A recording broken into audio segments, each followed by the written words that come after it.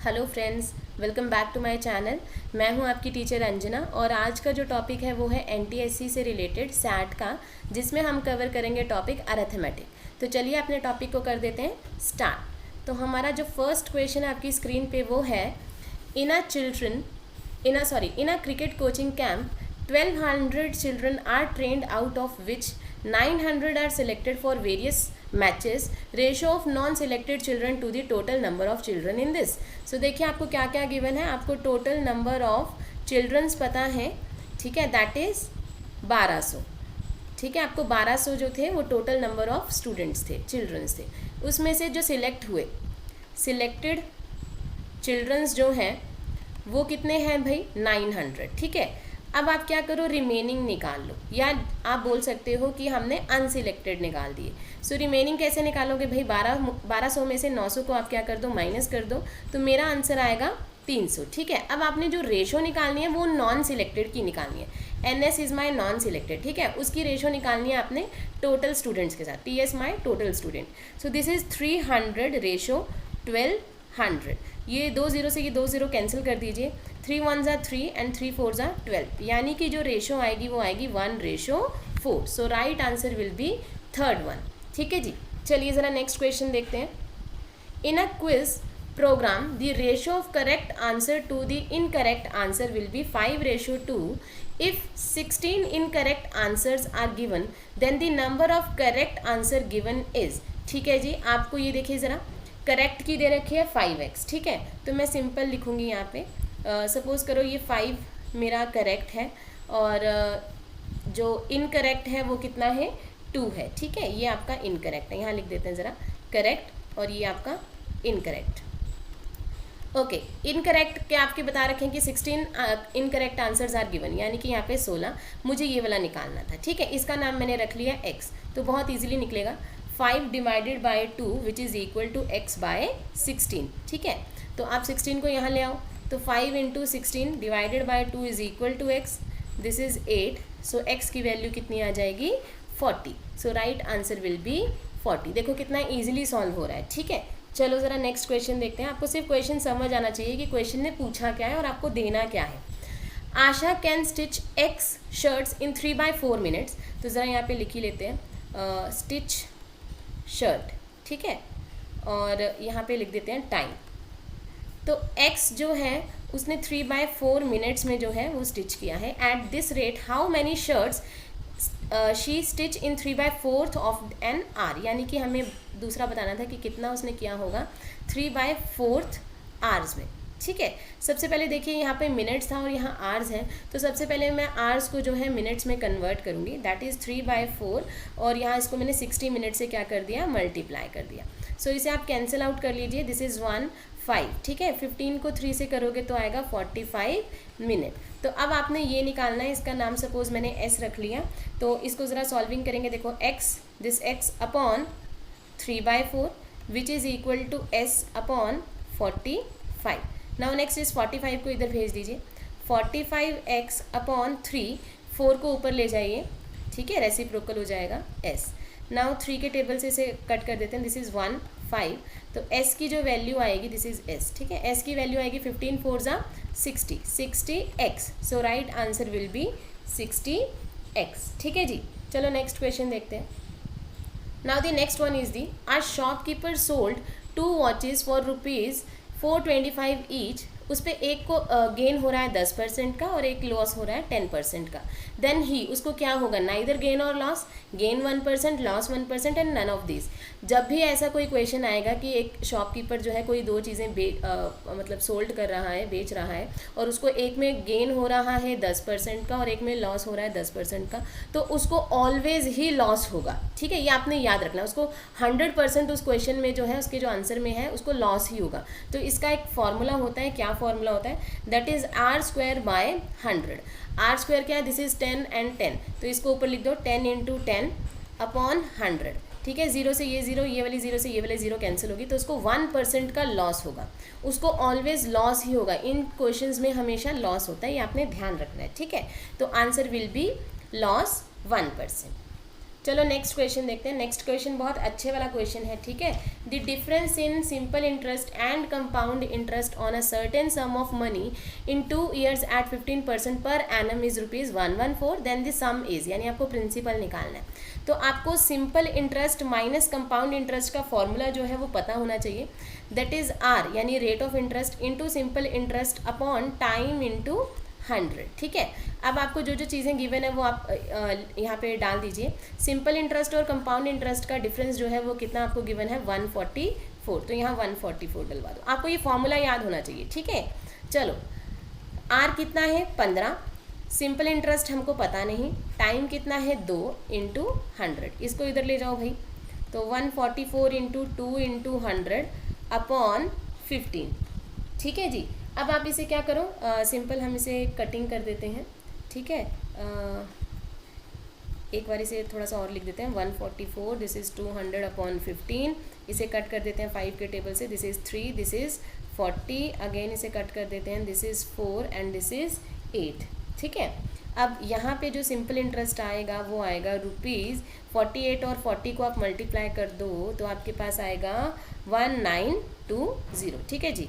Now next, अब आपके पास simple interest आ चुका है, आपको क्या निकालना है, सम निकालना है। तो सिंपल इंटरेस्ट का फॉर्मूला आपको पता है, P into R into T upon 100। Simple interest कितना है 1920, P आपने निकालना है, आर कितना है 15, T कितना है 2 अपॉन 100। अब सिंपल कैलकुलेशन है, इसको सॉल्व कर लीजिए, ठीक है। 100 upon 15 into 2 which is equal to P, ठीक है। तो आप इसे सॉल्व कर लो, कटिंग कर दीजिए इसकी, ठीक है। दिस इज़ 960, ठीक है। अगेन इसे कट कर दो, ये मैं 5 के टेबल से कट कर रही हूँ, ठीक है। तो दिस इज़ 1 9 एंड 2, ठीक है।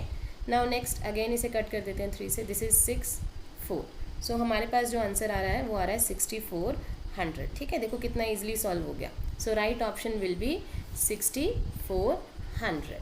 चलिए नेक्स्ट क्वेश्चन देखते हैं।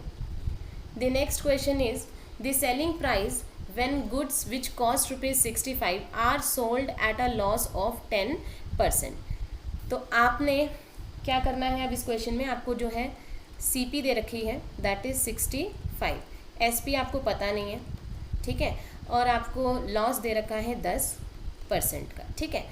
तो सबसे पहले आप क्या करो, लॉस परसेंटेज का फॉर्मूला होता है लॉस अपॉन CP इंटू 100।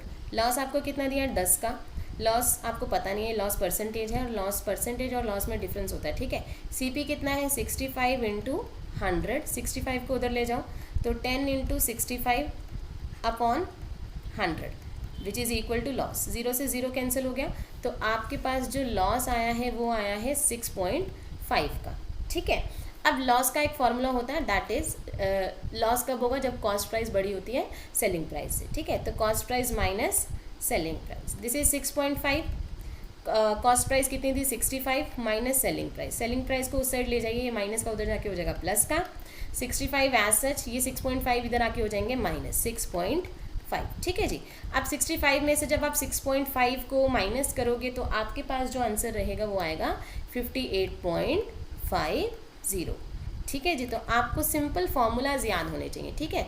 जब तक आपको फार्मूलाज नहीं याद तब तक आप इन क्वेश्चंस को सॉल्व नहीं कर सकते। डन। चलो नेक्स्ट क्वेश्चन देखते हैं। अगर अभी तक किसी ने हमारे चैनल को सब्सक्राइब नहीं किया है तो make sure please subscribe my channel और वीडियो को लाइक ज़रूर करिएगा।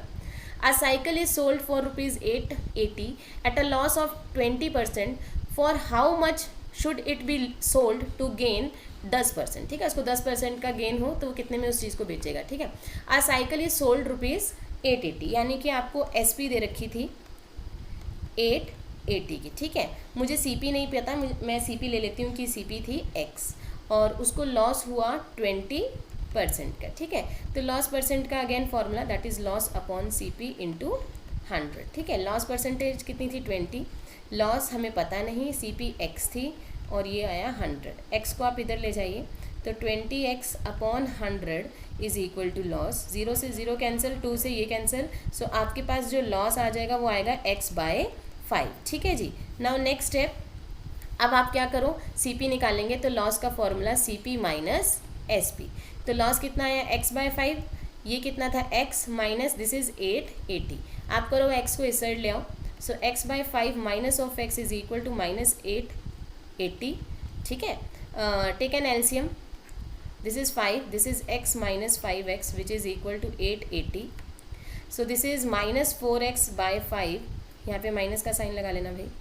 माइनस 880, माइनस से माइनस साइन कैंसिल हो जाएगा, ये इधर चला जाएगा, तो x की वैल्यू आ जाएगी 880 इंटू 5/4. इसे कट कर लीजिए 220. ठीक है. तो जो x की वैल्यू आ रही है वो आएगी आपके पास 1000. ठीक है. इसे सॉल्व कर लीजिए. नाउ नेक्स्ट, यानी आपके पास कॉस्ट प्राइस आ चुकी है. ठीक है.